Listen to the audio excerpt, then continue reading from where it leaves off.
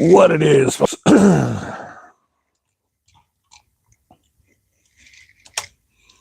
We ain't doing too much crazy this evening. It has been a busy week at work as well as in my personal life. And Mrs. Hills Motorsports had a doctor's appointment today. I had to go with. So we ain't got a buttload of time to really fool with things. What do we got here? It's a little after 5 in the evening. I already fixed dinner and stuff, but I still got a few things that I got to do before I take it to sleep town. And I'd like to chill out for about an hour, put my feet up, watch TV and such. So we're only going to take about an hour down here. Perfect time for a live. Cheers. Install some brake pads and we'll fit up the master cylinder for this bike.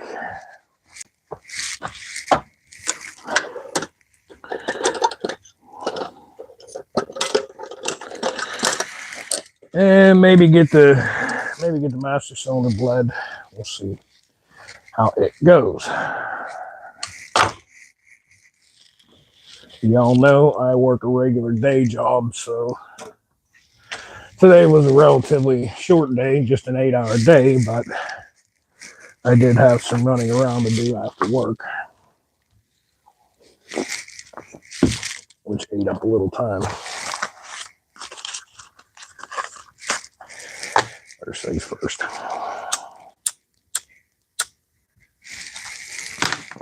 Let's see if these brake pads are even going to fit.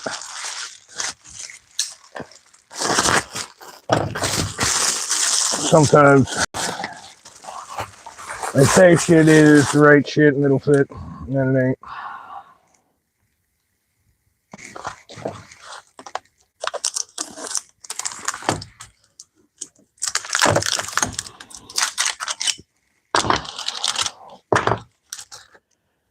We went with a rather cheap brand. Like I said, we're doing this on an extreme budget and basically just getting this bike running for the van. Personally, I like EBC brand brake pads. Ooh, shiny bits. Well, son of a bitch. They have sent me 2. Huh. Ain't that something? Came with a clutch master cylinder and a brake master cylinder, and I only needed this.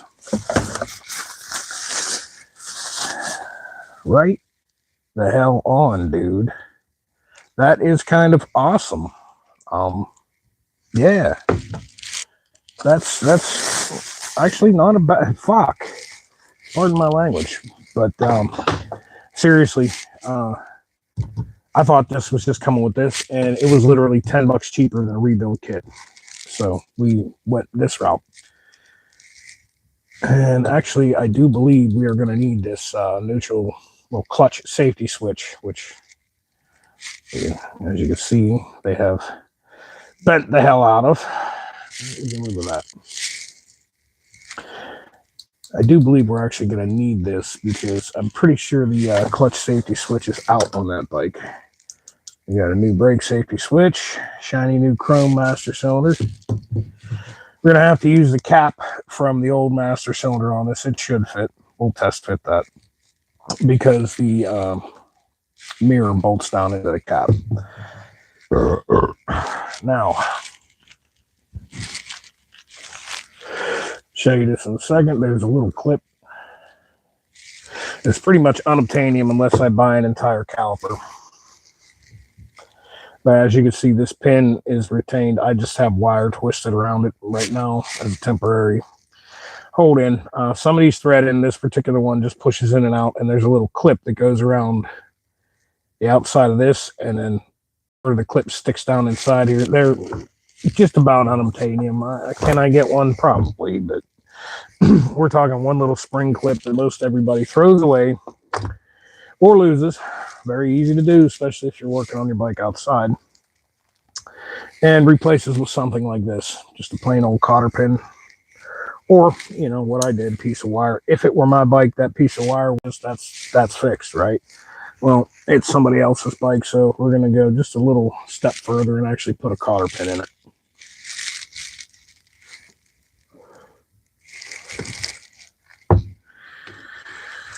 Alrighty, we'll go ahead and get this untwisted. What possessed me to twist this up this tight, knowing that I was only going to tear it right back apart? See, that's not even high quality wire. That's just a piece of something I had. But mainly, it was put there to remind myself that I needed to address that. Because otherwise, I'd have been like, what the hell goes in here to hold this? So we just stuck a piece of wire in it because I knew that this bike was going to be sitting for a few days while I lived life. Like I said, I work full time and I work overtime, so I don't live in my garage, although I would like to.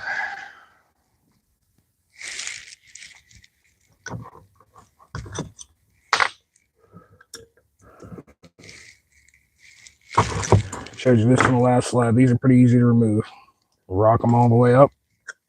They pop right off. Let's match them up.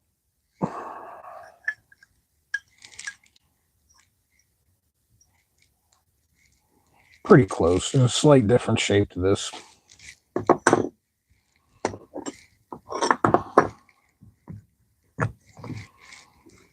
Match them up.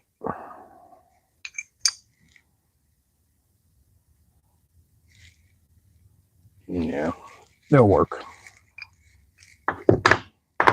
Make sure the pistons are pushed in all the way.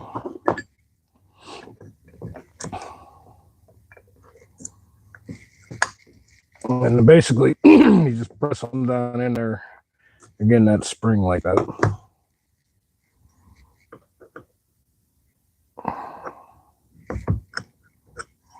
You know, put it in backwards. All right. Replace the pin. Have to push down on the, here we go. Oh, it'll fit, but barely. Is it going to fit this side? Boy, oh boy, barely. Okay. All right, we're going to have to address that. And that is basically just corrosion on this pin. I think we can address that simple and quick.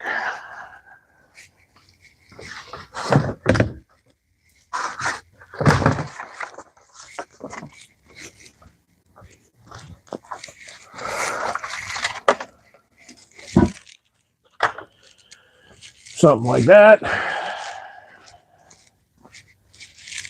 And something like this.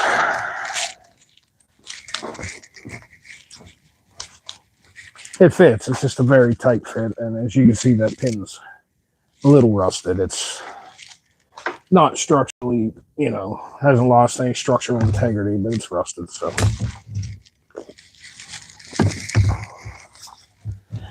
before we take a drill bit to this, remove the coating where this is going to rust and maybe cause problems. This is already rusted, so what we're going to do,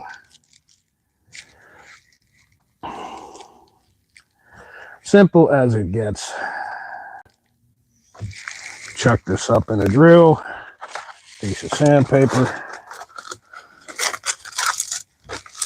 get one of these.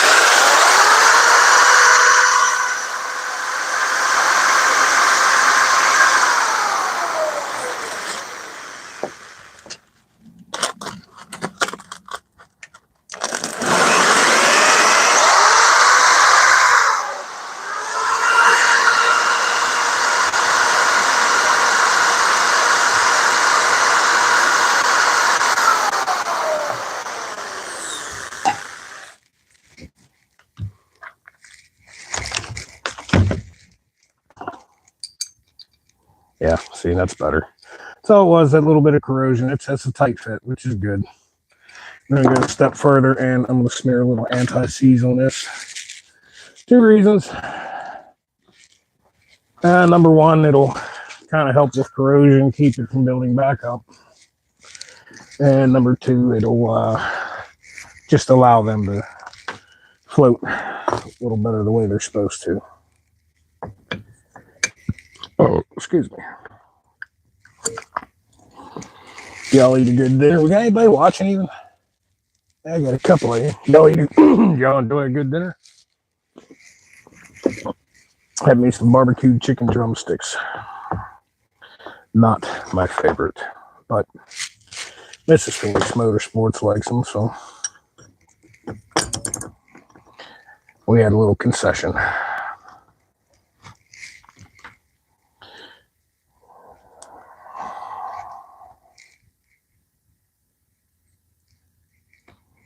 That should be all we need to do. What we're gonna do.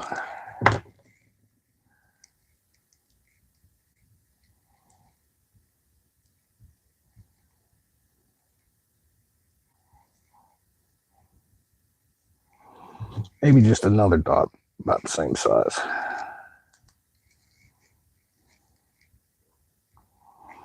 If you don't have this stuff, I mean, you can get from the auto parts brake grease, you know, the little, it comes in just a little packet. They're usually $1. This stuff will do the same damn thing.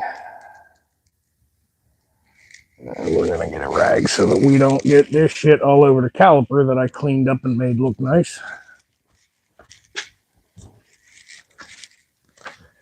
Get some of it off my hands anyway.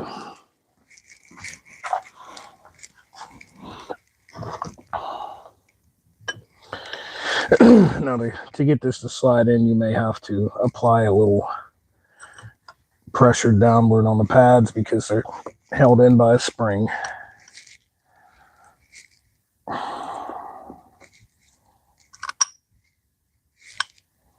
You may even have to give it a little persuasion. Get the right tweezer job.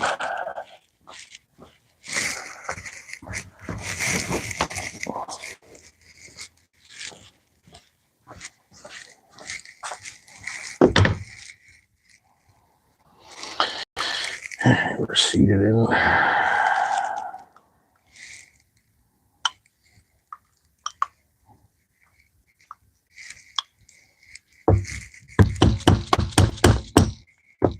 Beautiful. Okay, grab some pliers. As you can see, there's a little hole in here. And we're just going to turn it so that hole is visible.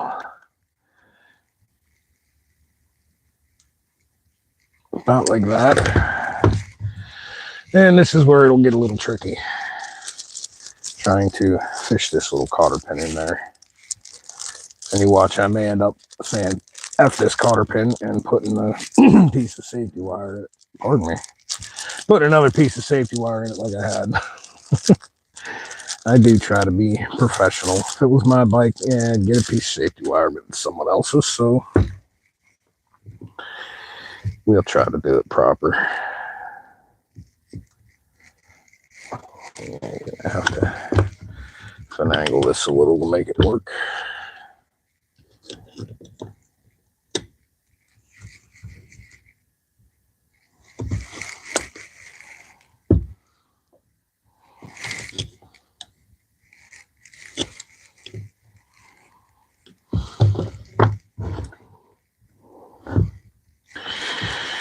I need something to get under there and bend them up with. I think a little mechanics pick should do the job.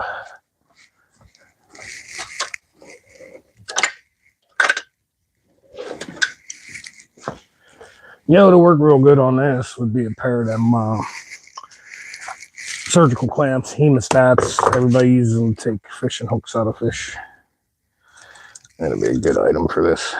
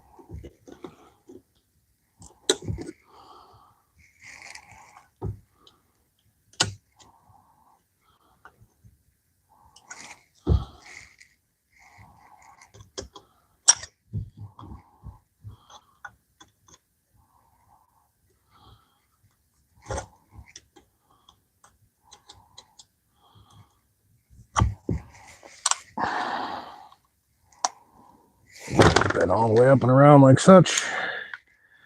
There we go. And that pin is not going to come back out. And the brake pad, pardon me, whatever you want to call it, set in where it needs to be set in. Let's get you guys set up over by the machine so you can see what I'm about to do over here. Hey man, there's 11 of you. I need a real Cyclops visor, yellow lights. Please and thank you.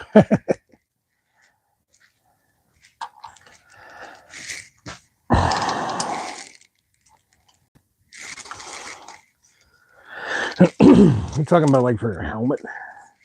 Visor for your helmet? I guess they probably make something like that. I don't know. That's not something I'd fuck with personally. I rock a full face when it's raining or when it's cold out. I just use a clear visor. I do have a tinted black visor. Generally don't use it that much. That time of year for that, it's with my work schedule, if I'm riding to work when it's cold enough to need a visor.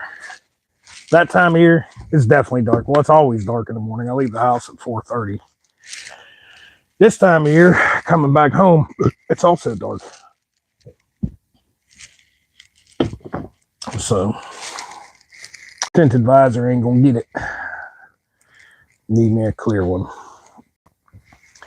I got it. Yeah, that'll sit flat. Okay. Alright. Well, we need one more thing. That is this tube. And we'll bring the persuader in case we need it. Oh. Need to invest in a table lift, man. Too fucking old and fat to keep doing this.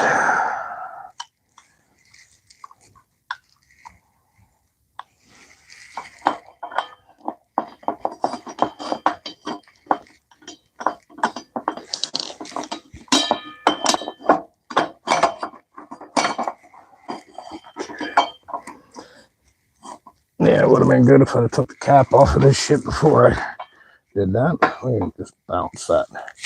Balancing act. And we'll put a little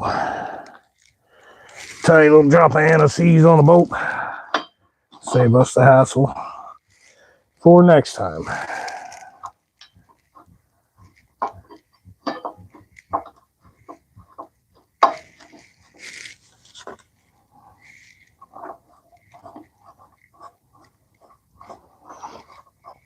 That way next time around, she'll come right apart nice and easy. I'm a big proponent of this stuff. I use it on a whole lot of different projects because it just simply makes your freaking life easier when you take it back apart.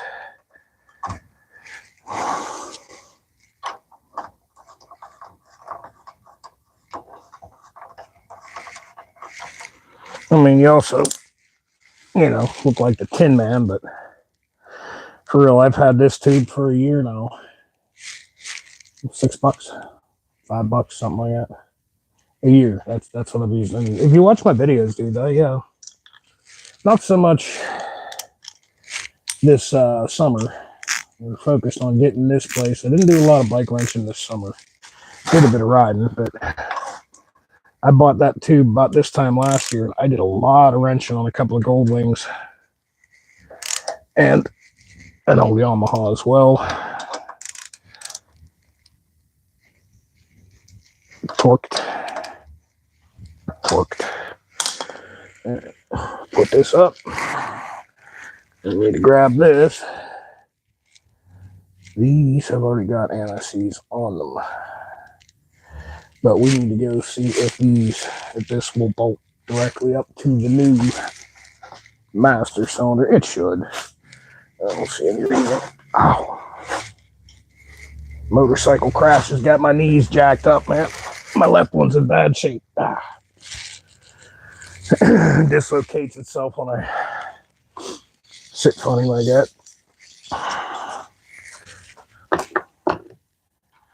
Drag y'all the hell over here.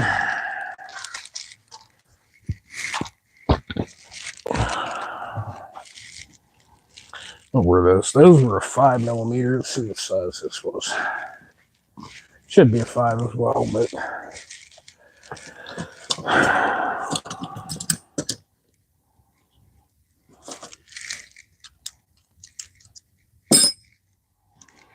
of course.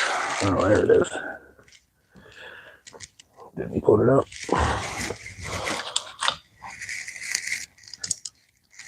Yep, 5mm.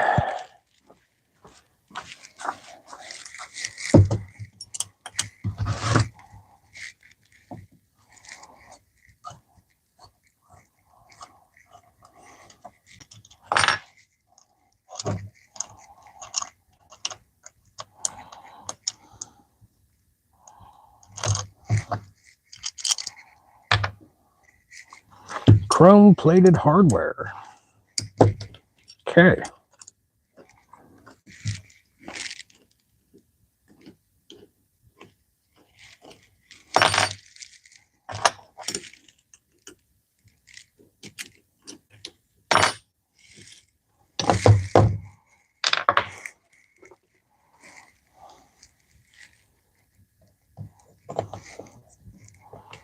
Yeah, it don't quite match up, but it actually will work. It'll work just fine. So let's a little drop of this stuff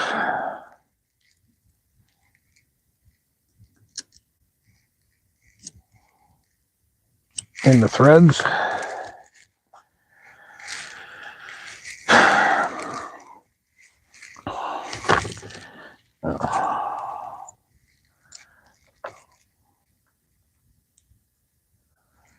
Yeah, you know what? We're going to use a new shiny hardware. I'm going to go over this bike and give it a good once over and detailing. This is probably going to come back off because this is aluminum. This will polish up like brand ass new for sure. But for now, we need functionability. Functionability. We need the motorcycle to function. So that's what we're going to do. So we've got quite a few other things on the list of things to do with this machine. And hopefully I can cross off the first thing this evening.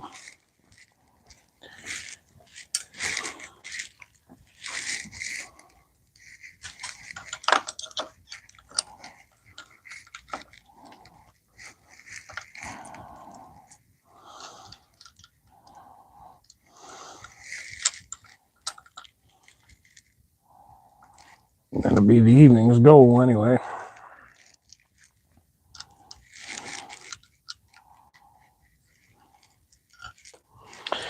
Because he did ride this over here. This bike does run and ride. The starter switch is a little wonky, which I think that's in the clutch safety switch. So we may rub the clutch safety switch off the new master cylinder that we are not going to be using. Because this motorcycle has a cable actuated clutch, not a hydraulic clutch. So we don't need that master cylinder. That's going to go in the spare parts pile.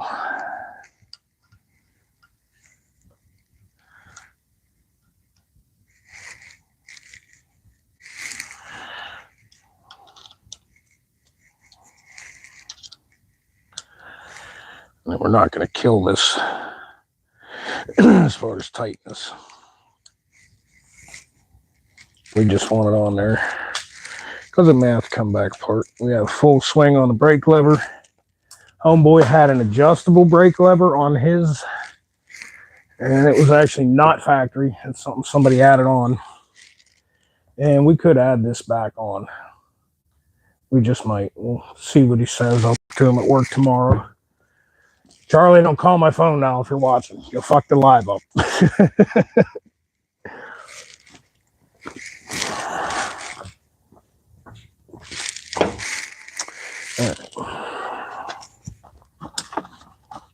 Brake line and a 12 milli.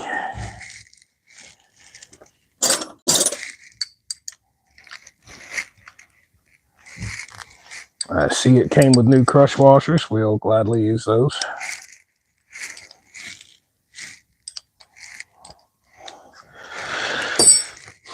That way I can save mine.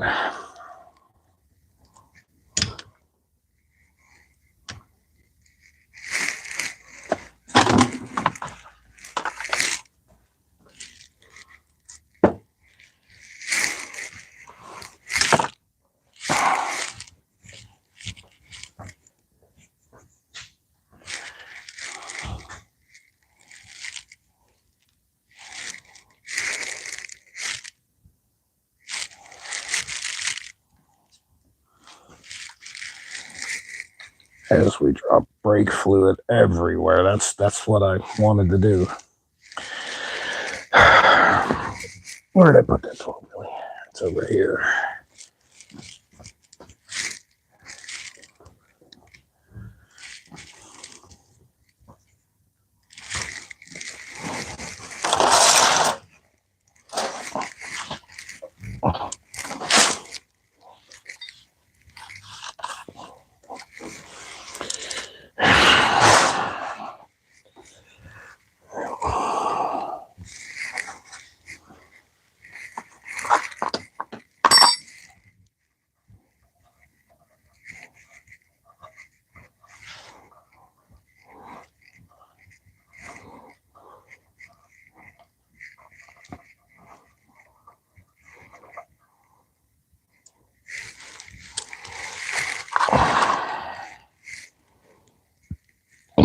Excuse me.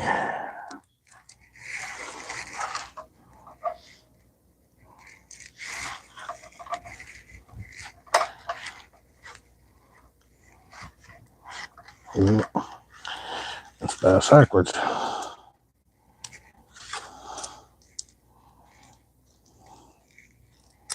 Goes this way.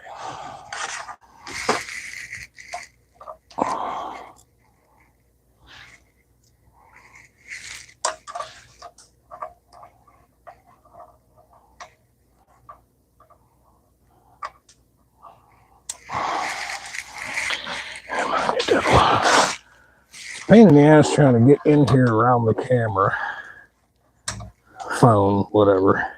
Honestly, I probably should fight with my GoPro.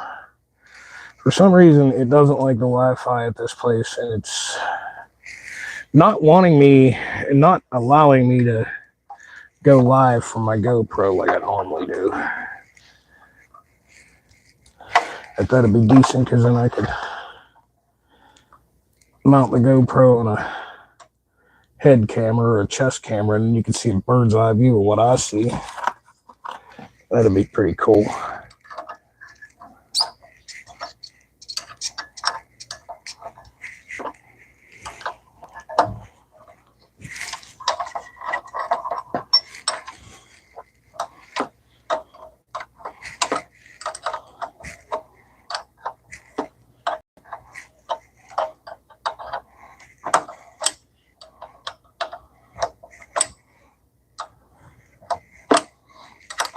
Man, that wind is whipping out there. We're supposed to get some kind of storm tonight.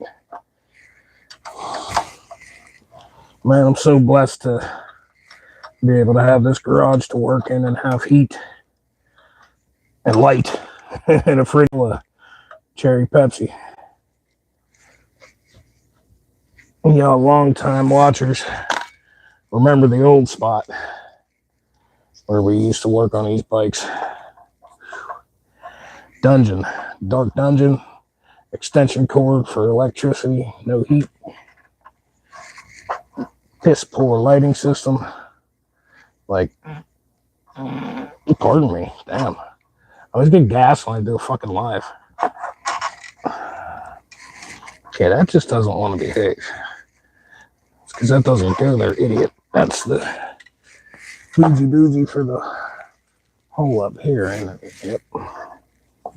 And it goes like that, and then this feeds up through this hole in here.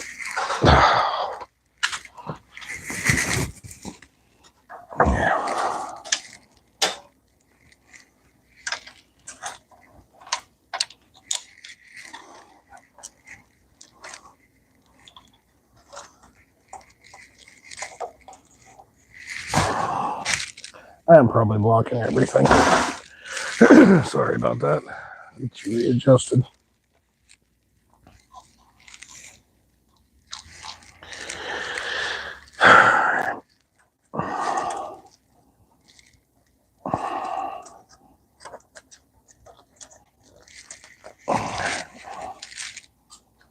You go in here.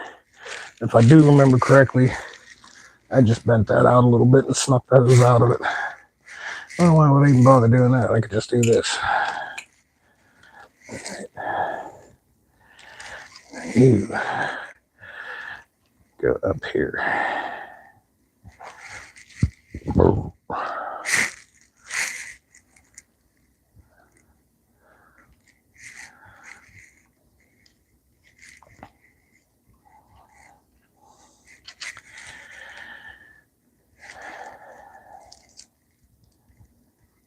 Like that.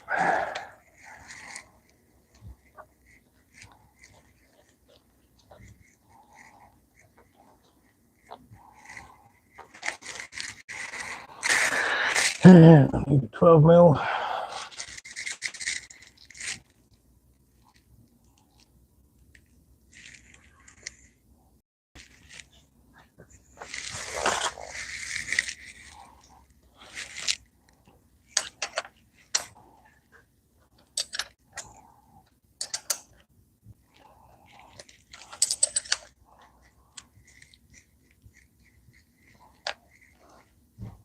Oh, you snug. One with a screwdriver.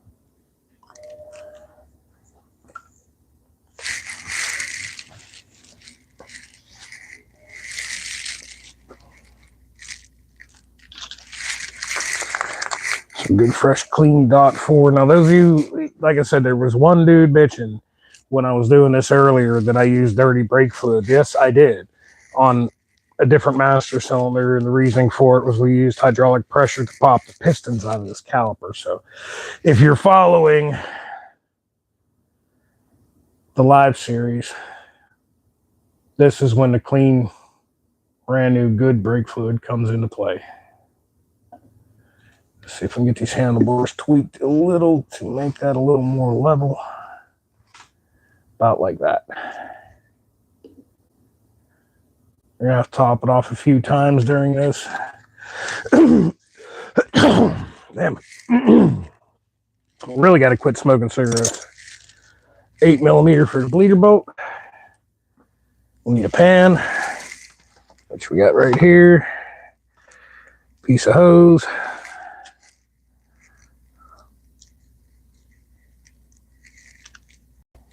Now, look, man, if you ever tried to bleed the front brakes on a motorcycle before, you know exactly what the hell I'm talking about here. Okay. Look, air bubbles want to travel up. They don't want to travel down. It's an air bubble. It's going to float. So, front brakes can be a little tricky to bleed on a motorcycle. Plain and simple. It sucks. Back out so you can see a little better what I'm doing. It sucks. It is what it is. You basically just got to keep doing it. David Peters, my man, what's up? Feller follows me on Facebook. Oh yeah, we're squirting a lot of air. And basically, your air bubbles want to travel up, not down. And when you crack your bleeder, it's obviously down here. Gravity don't matter. It's a bubble. It wants to float up. So the best kind of way to make it a little easier for yourself, don't be in a hurry to start cracking a bleeder. Pump it a few times, and you'll watch the air bubbles bubble out up here. I showed you that in the last live. Wait a few seconds, let it do what it's going to do. Pump it some more.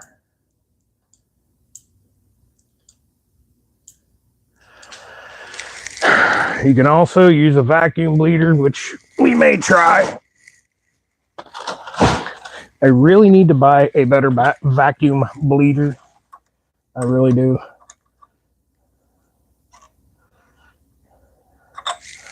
This one is a cheap piece of crap, but it does the job. And it might speed the process up a little. So we'll give it a shot.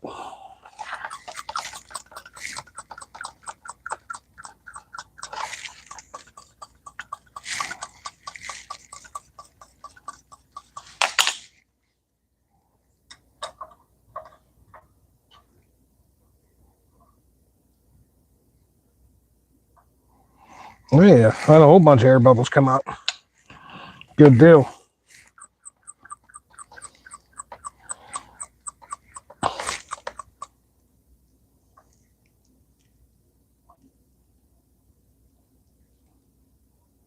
Whole bunch more. They're filling up.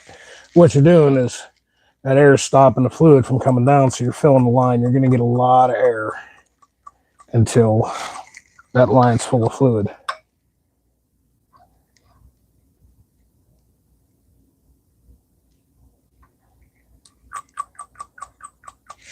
So basically, patience is king when you're messing with front brakes, trying to bleed front brakes on a motorcycle.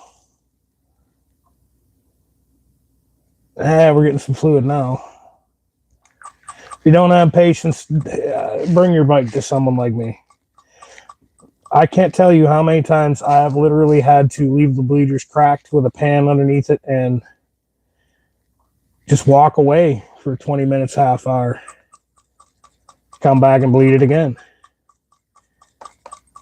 You think you got all the air, and then you find some more.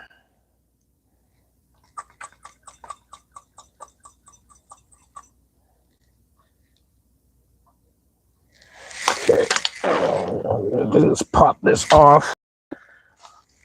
Stick it in the pan because we should have something by this point. Yep, we got a whole bunch of air is what we got.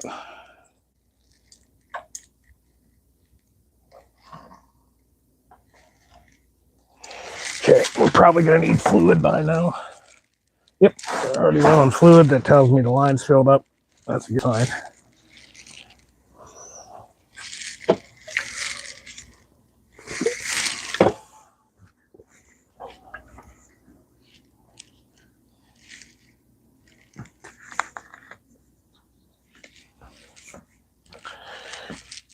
Top her off.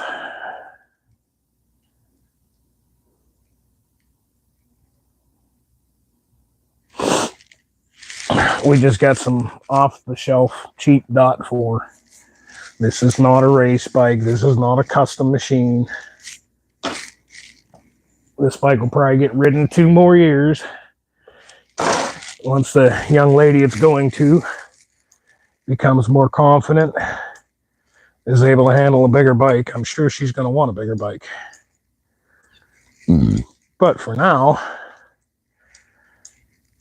I just want her to be able to go on group rides with me and her dad and Mrs. Phoenix Motorsports. And maybe Mrs. Charlie can come on the back of his bike and his daughter can ride her own. That's the whole reason we're doing this, man. Friendship and family is everything, dude. You got a friend that's been your friend for about 20 years and he's a solid dude. You ain't going out of your way to help a brother out. What kind of brother are you? And you don't need no patch on your back to tell you to be a good person and help somebody when they need it. You know what I'm saying? Beautiful. Okay, right the fuck on. We now have a motorcycle that has functioning front brakes. Total cost $35.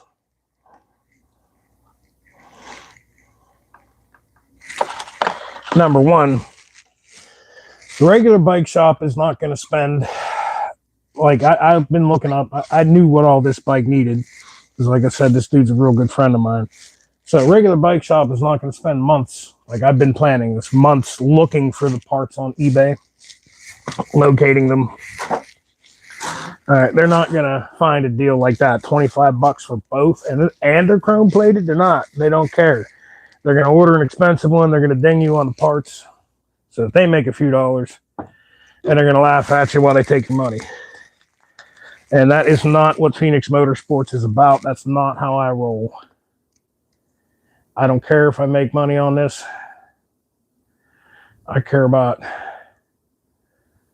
giving somebody a quality service for their motorcycle, making sure their motorcycle is top-notch reliable, and sending them down the road on a bike I know I worked on and I know it was done right. That's what we're all about here. That's the end goal for the Phoenix Motorsports project, man.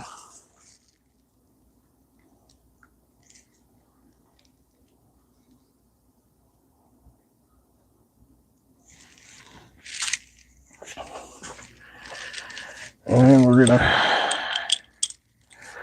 put just a little drop of that anti-seize on these screws too.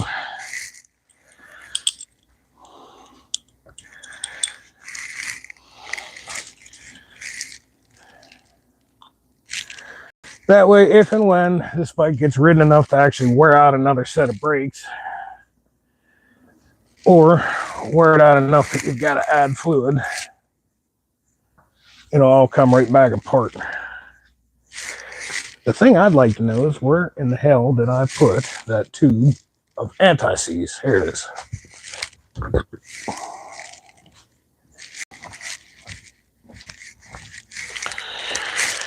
And you see, just a tiniest little bit is all you need. Touch of it on the threads. These are chrome plated screws too. And it's going into something chrome plated. It ain't gonna rust. I mean, you could get, pitting chrome gets surface rust, but screw the two together tight and leave it tight like that for a couple of years and then try to take it apart. Sometimes they want to fight you. Just the tiniest little drop like that of some anti-seize thread lubricant. And the next time she comes apart, no freaking worries, man. Oh, you know what? I didn't even notice that. You little devil. This thing actually does have a hole for his mirror. If the threads are the same, we'll put the chrome cap on the back here. I didn't notice it on the bench. I'm standing over the top of it looking at it. Now I see it. Got full front brakes, homie. That issue is solved, ladies and gentlemen. We have brakes.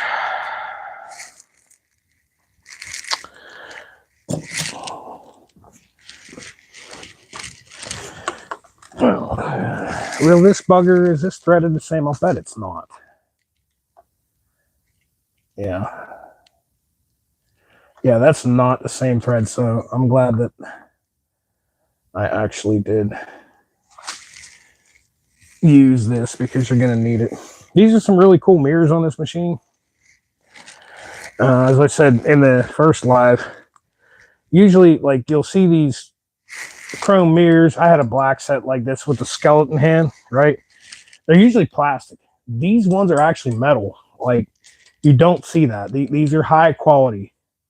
Definitely high quality.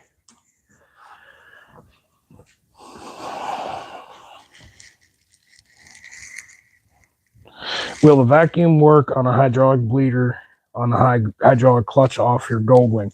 Yes, it actually will.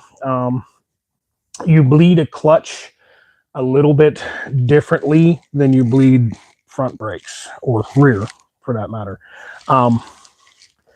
When you bleed brakes, you're going to build pressure and then crack your bleeder, okay?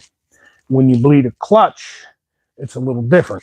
See, when you're building pressure here, okay, that caliper is squeezing the rotor. On your clutch, that's no bueno. It just pushes the spring and pushes your clutch in. So you open your bleeder, squeeze your clutch, shut your bleeder, release your clutch.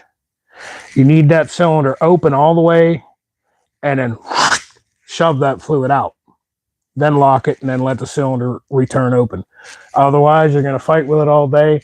You're never going to get a good clutch out of your bike. But you can shortcut it and usually get it pretty good with a vacuum bleeder. I know I did it. I probably could have used, let's be honest, I needed to rebuild the clutch master cylinder in an old Goldwing, and I never did it. I got it working good enough and just wrote it. So every now and again, I'd have to bleed it because the clutch would get a little wonky. All right, let's see where we're at. So we ain't a week into it. And we've already got pop bottles in the way. Now we can cross off the list. Front brakes are good to go. We need a chain and sprockets. Figure out what's what with the starter switch. And the front tire is pretty dry rotted. I'm still working on that for my man.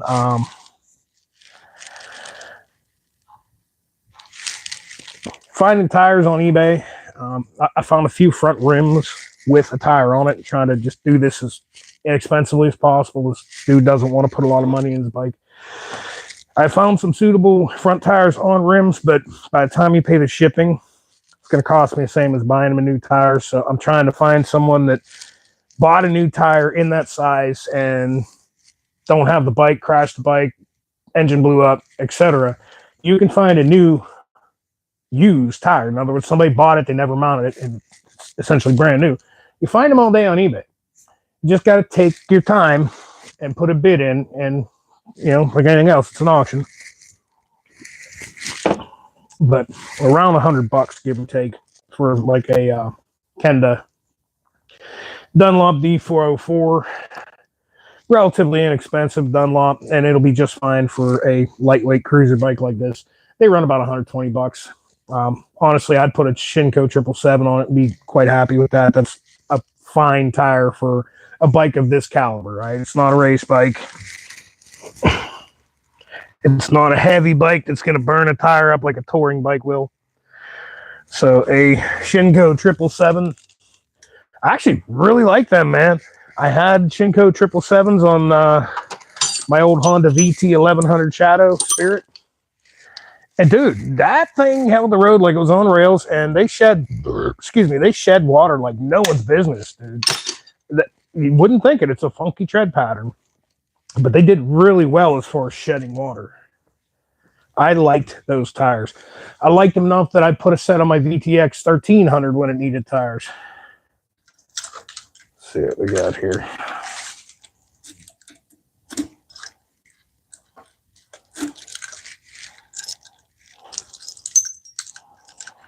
Which key's what here? Is she going to turn over? Yep. Yeah, see, we still got a monkey with that starter switch. We got battery, we got lights and shit.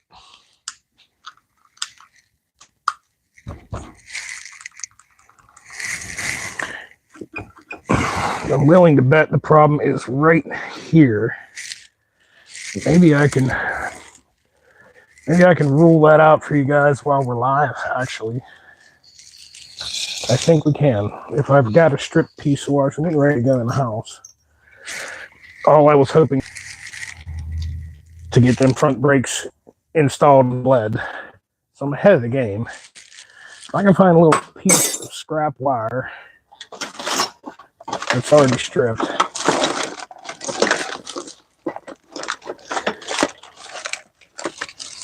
And I have another way I can test this too. Yeah, I don't have any already stripped wire, I don't think. Son of a basket. If we could do it with this test light, technically it'll make contact. But I think what's going on, this little switch on the bottom here, when the clutch is pulled in, it's basically a connective switch, right? The clutch is pulled in, switch makes connection. It allows power to go from the starter and turn the bike over. And I'm pretty sure that's why she's angry at us.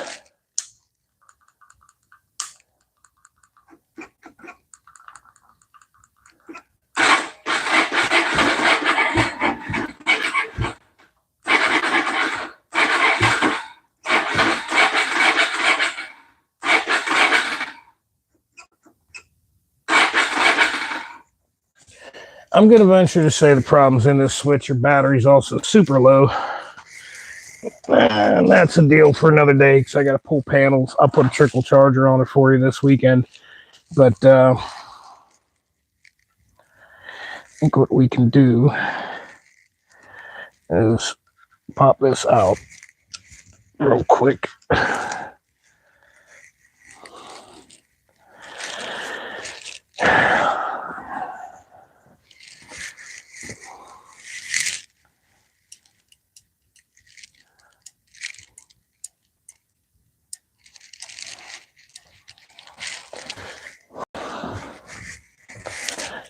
What we got here is a no good master cylinder, but it has the same damn switch. I don't know if the plugs are going to be the same size. Probably not. Yeah, it's not. Wonder if the other master cylinder, it has a switch on it as well. The other option would be to just stick a jumper wire in those two contacts. Make it make good contact. And if the starter fires every single time, then you know that switch is what was bad. Yeah, see, that ain't gonna work either. These are too fat. Damn it. I need like a paper clip or something. I just need something to cross over and make a connection. Here we go. This might do the job. I got a key ring. It's soft metal. I should be able to straighten it out. Because all that switch does is make contact. I should be able to take this, jam it in here.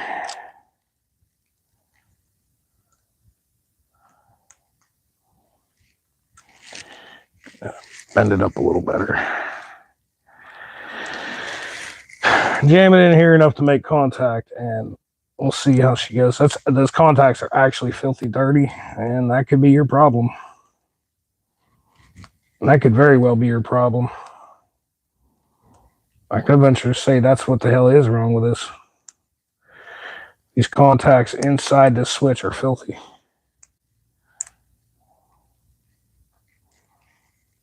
All right, there we go. So we got a jumper. Basically, it's like the clutch is pulled in, even though it's not. Let's see what it does.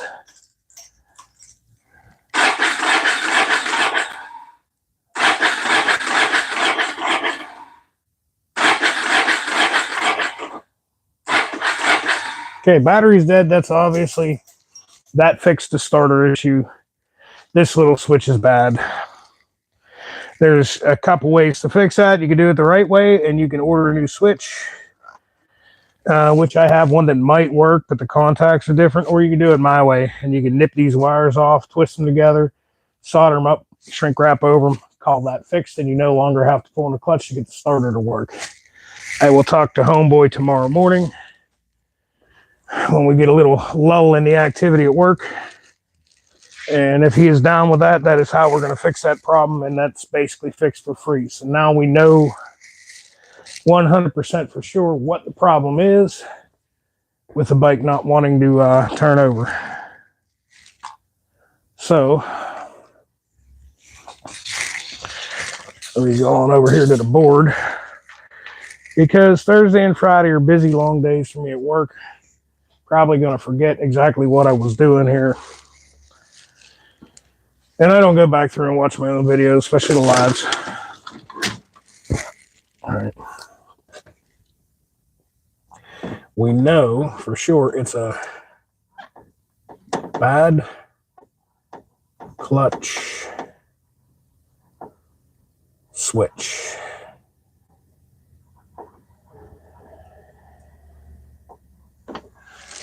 So we can pretty much cross that off. And the only other thing that would really keep this bike from like being ridden is he needs a new chain and sprockets. I've already found him one. Got it ordered still. But he needs a new chain and sprockets and a set of tires, and this bike should pass inspection. I got to pull the rear wheel and look at the brake shoes because it has drums.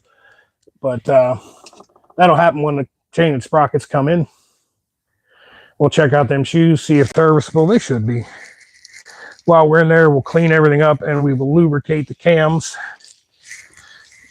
Or cam, I should say. I think there's only one. It's not a twin cam brake drum system, however you want to call it. It's probably the wrong term, whatever, fuck it. Either way, in between the shoes is a cam. When you step on the brake, it rocks it, and that's what, you know. Every now and again, you got to get in there and clean that out.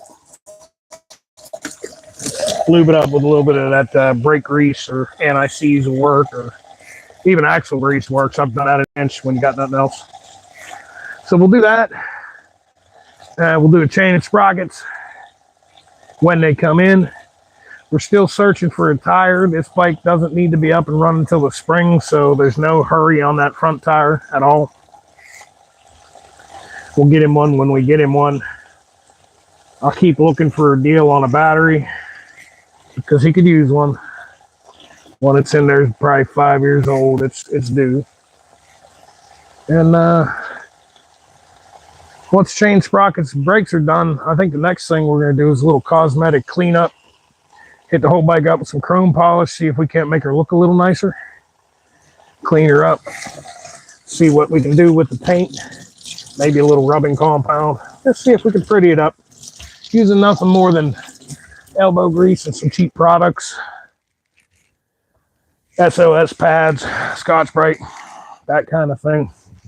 Lots of elbow grease, and see if we can get him a better looking motorcycle for his daughter too. But I am way ahead of the game of where I wanted to be today.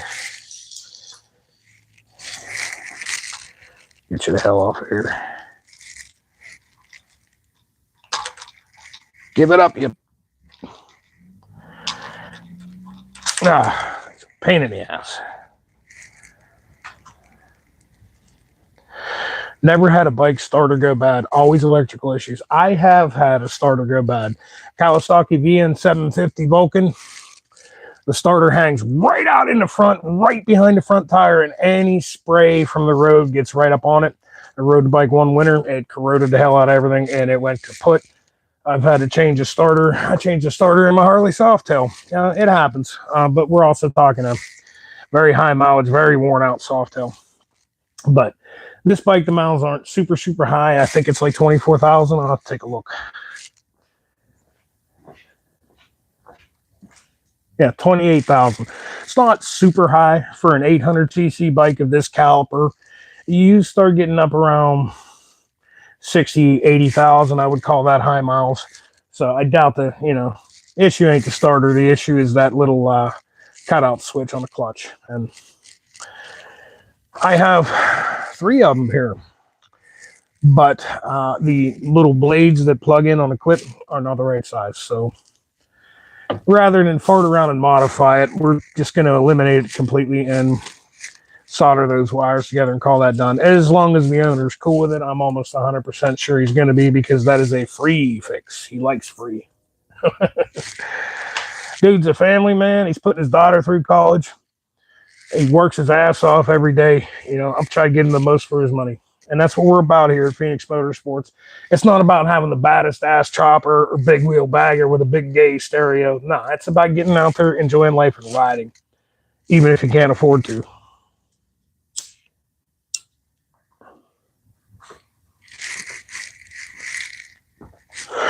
All right, folks.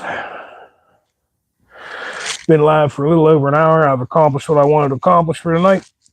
It's time to head upstairs and get out of these funky old work pants that I've been wearing since 4 in the morning, get me a shower, and sit back and watch some TV for a little bit and get ready for bed. I'll catch you later. Take them old dead bikes, make them rise from the ashes and ride for me. And dude, while you're at it, treat that like and subscribe button like it owes you money and smash it for me, will you? Don't be watching my shit without subscribing, huh? Catch you on the flip side, baby.